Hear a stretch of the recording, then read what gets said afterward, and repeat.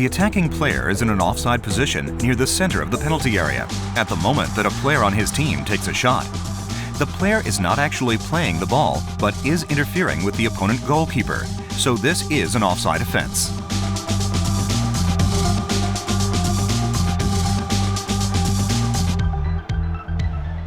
The attacking player is in an offside position inside of the goal area at the moment that a player on his team takes a shot. The player who is in an offside position takes a shot after the ball rebounds off the opponent goalkeeper. Prior to that, the player interfered with the play of the opponent goalkeeper, so this is an offside offense. Two attacking players are running into the area in front of the goal. At the moment that one of the players takes a shot, the other player on his team is in an offside position. If the goal is shot directly into the net, a goal can be awarded. However, the player passes the ball to the other player on his team, who is in an offside position, so this is an offside offense.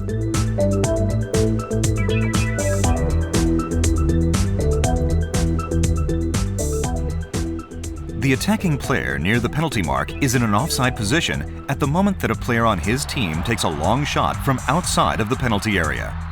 The ball touches the attacking player who is in an offside position, so this is an offside offense.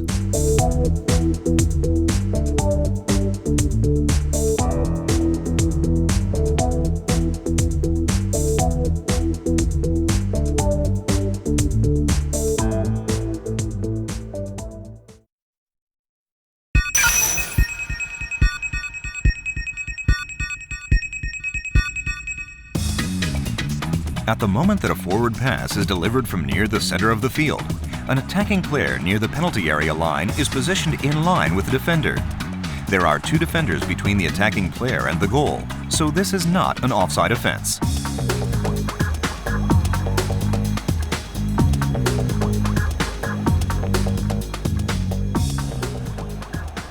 At the moment that a forward pass is delivered from near the halfway line, there are two defenders between the attacking players in the center and the opponent's goal line, so this is not an offside offense.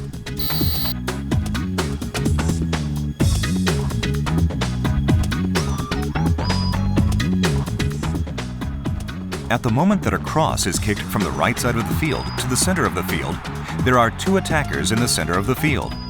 The player nearest to the ball is in an offside position, but the player that took the shot was not in an offside position. In this situation, the player in the offside position cannot be considered to have been actively involved in the play, so this is not an offside offense.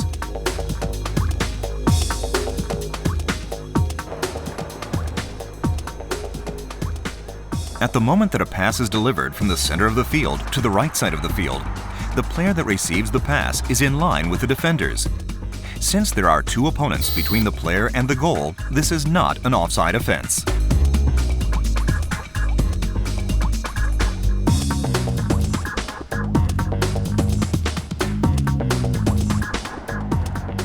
At the moment that the ball is kicked from near the center of the field to the near side, a player on the same team is in an offside position near the touchline, but is not attempting to actively be involved in play.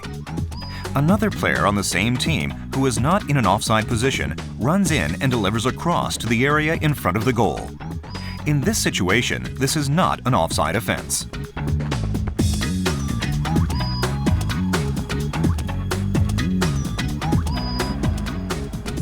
At the moment that a pass is delivered by an attacking player, the two players on his team ahead of the ball are not in an offside position, so this is not an offside offense.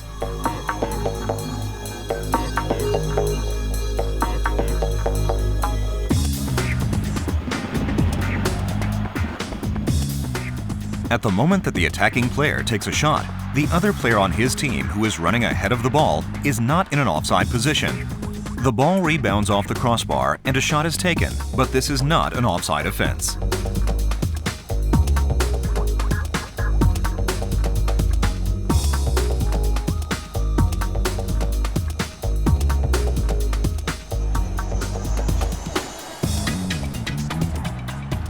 There are two attacking players that are closer to the goal than the goalkeeper at the moment a player on the same team takes a shot after the ball rebounds off the goalkeeper. Although the two players are in an offside position, they are not interfering with the goalkeeper. Since the goal is scored directly from the shot, this is not an offside offense. At the moment that the attacking player takes the shot, the other player on his team who is in the center of the penalty area is not in an offside position. Although the player takes a shot after it rebounds off the goalkeeper, this is not an offside offense.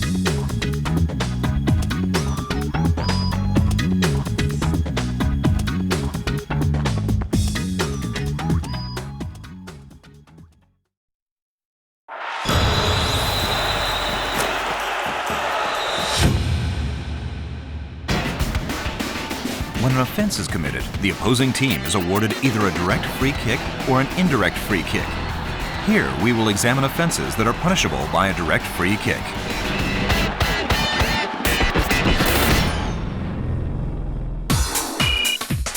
Any of the following 6 offenses are considered an offense if committed out of carelessness, recklessness, or using excessive force.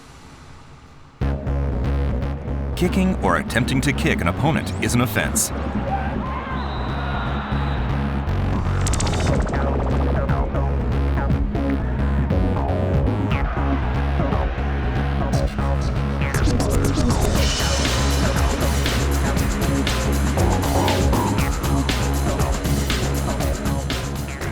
Tripping, either by causing an opponent to trip or taking an opponent down by tripping into the opponent, is an offense.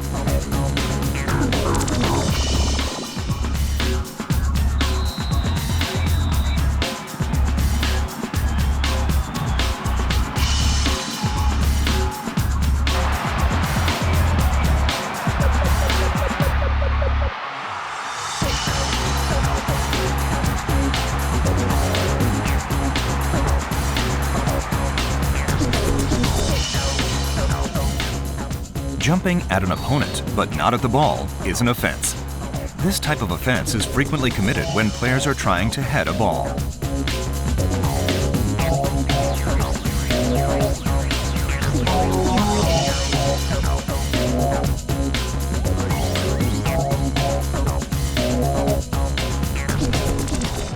Here is a fair example of players trying to head a ball.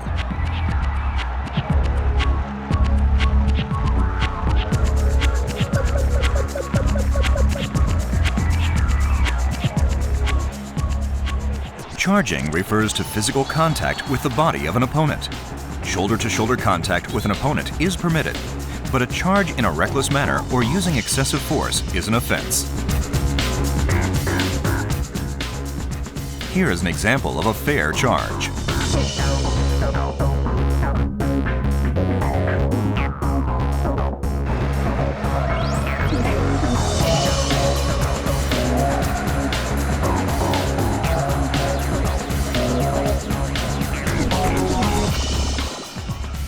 Striking or attempting to strike an opponent, as in this example, is an offense. This is very malicious.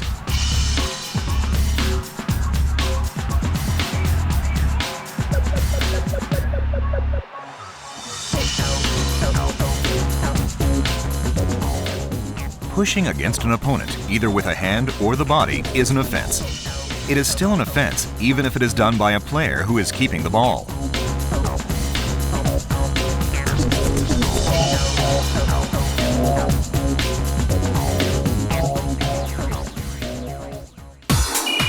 Committing any of the following 4 offenses is also considered an offense. Tackling an opponent to gain possession of the ball by making contact with the opponent before touching the ball is a foul tackle.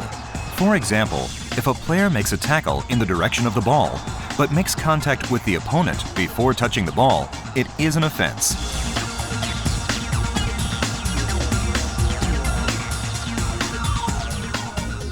Deliberately holding an opponent is an offense.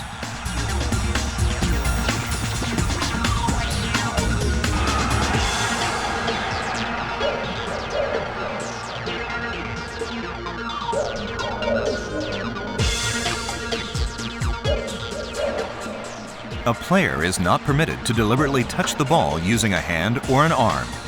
A goalkeeper is, however, permitted to touch the ball using his hand or arm if the ball is inside his penalty area. Accidentally touching the ball with a hand from a short distance is not considered as an offense of handling the ball. The referee must assess whether the contact with the ball was deliberate or accidental.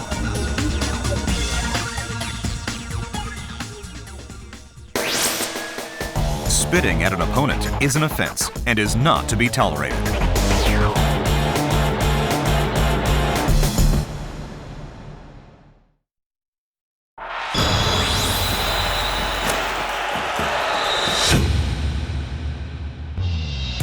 Here we will examine offenses that result in indirect free kicks.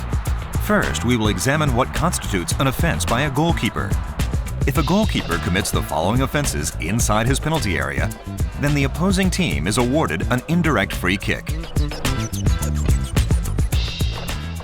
The goalkeeper may take as many steps as desired while holding the ball with his hand or arm.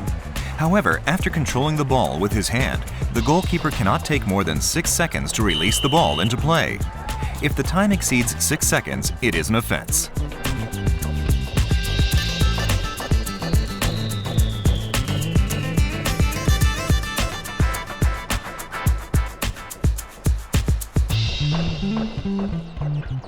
In order to prevent unnecessary offenses, it is effective for the referee to make a gesture as a way of signaling for the goalkeeper to quickly return the ball into play.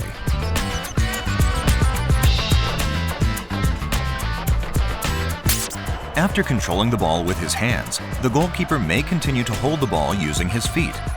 However, once the ball is released from his hands, the goalkeeper may not touch the ball again with his hands. If the goalkeeper touches the ball again with his hands, it is an offense.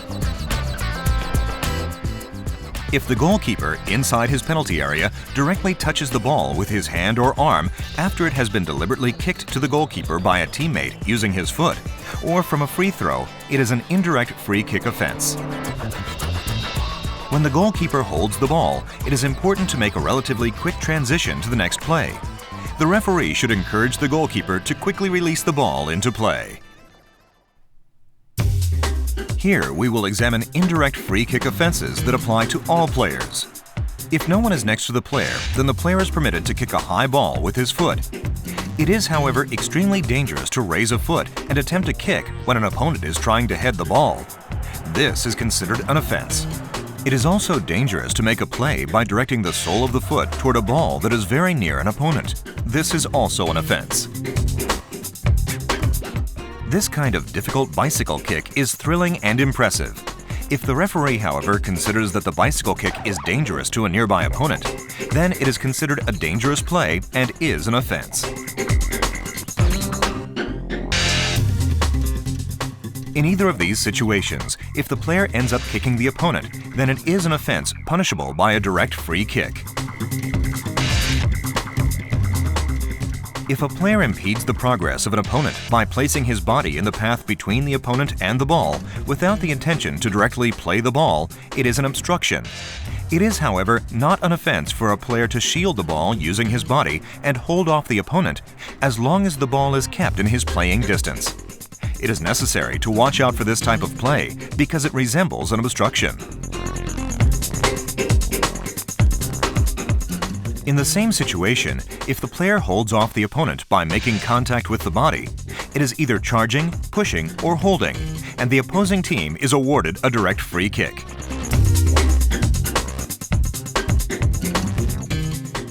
If a player deliberately obstructs a goalkeeper who is attempting to release the ball, it is an offense.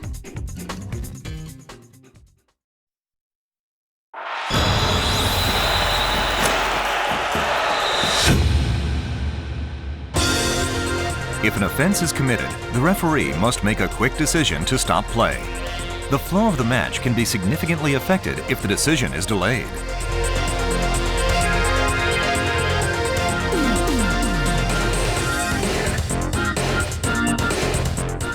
If an offense committed by the opposing team is awarded a free kick, free kicks are either direct or indirect, depending on which type of infringement occurred. If a direct free kick is taken and the ball goes directly into the goal, a goal is awarded. If an indirect free kick is taken and the ball goes into the opponent's goal without touching another player, no goal is awarded.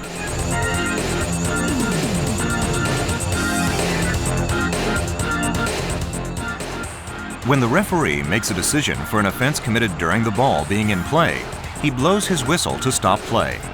It is not always necessary for the referee to go to the place where the offense is committed. If an offense is committed at a place where a goal can be attempted, the referee is recommended to go to the place where the offense is committed to control the free kick. The referee then faces the goal of the team against whom the offense was committed and raises one hand to signal which team can take the free kick. When it is necessary to indicate where the free kick should be taken, the referee uses his hand to point to the place. The referee does not have to make a particular signal to indicate a direct free kick other than the direction of the free kick. On the other hand, the referee needs to raise his hand straight up for an indirect free kick. The referee keeps his hand raised until such time as, after the ball is kicked in play, it is touched by another player or passes over either the goal line or the touch line. If an offense is committed in the immediate vicinity of an assistant referee or out of the referee's vision, the assistant referee should actively signal to the referee by raising his flag up high with a slight wave back and forth.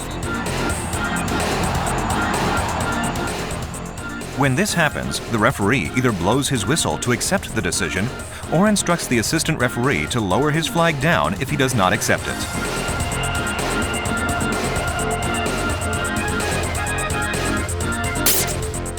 The free kick is taken from the place where the offense was committed. The ball must be wholly stationary when the free kick is taken. It is important for the referee to move in order to gain the best position while anticipating where the next play will develop. If the free kick is taken from an area where a goal can be attempted, the referee must carefully attend to certain matters, such as the proper placement of the ball and observation of the defending wall.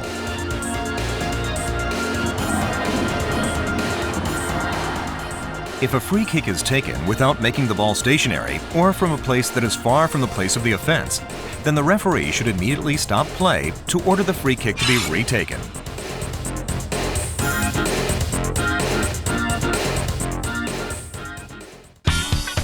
If the ball is kicked directly into the goal from an indirect free kick, no goal can be awarded. The opposing team takes a goal kick to restart the match. If a goal can be attempted from the free kick, and the free kick is not taken immediately, the referee instructs the player who takes the free kick to wait until his whistle is blown. The referee keeps defending players at least 9.15 meters from the ball. Typically, the referee stands next to the defending wall in order to instruct the defending players to maintain the proper distance from the ball without actually touching the opponents.